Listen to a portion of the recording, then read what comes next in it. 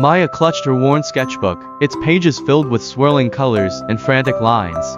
She loved art class, the way the world dissolved into vibrant hues and bold shapes under her charcoal. But today, something felt off.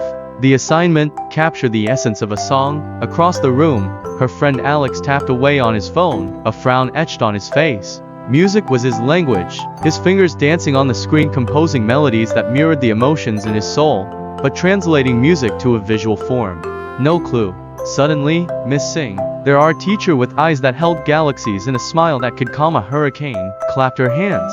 Music isn't just about notes, it's about feelings, she said, her voice like wind chimes.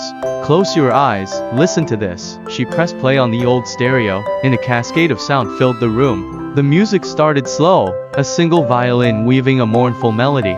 Maya saw streaks of indigo and violet bleeding across her page, the loneliness echoing in the descending notes. Then, a clarinet joined in, a hesitant counterpoint, its melody a pale lavender brushing against the deep blue.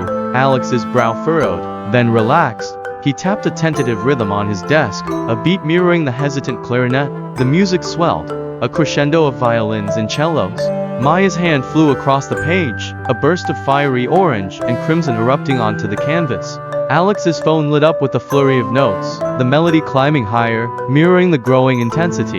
The music reached its peak, a clash of cymbals and drums. Maya slammed a thick stroke of black across her drawing, dividing it in two. Alex slammed his fist on the desk, a single, powerful chord resonating on his phone. Then, a quiet resolution. The violin returned, its melody now hopeful, tinged with a touch of sadness. Maya swirled soft yellows and greens around the black line, a sunrise peeking through a stormy sky. Alex's final notes were soft and tender, a single piano melody carrying a weight of experience. When the music ended, the classroom was silent. Each student held a piece of their soul on their paper or screen, a visual translation of the emotions the music evoked. Maya looked at her creation, a storm painted in vibrant colors, a testament to the power of music to evoke a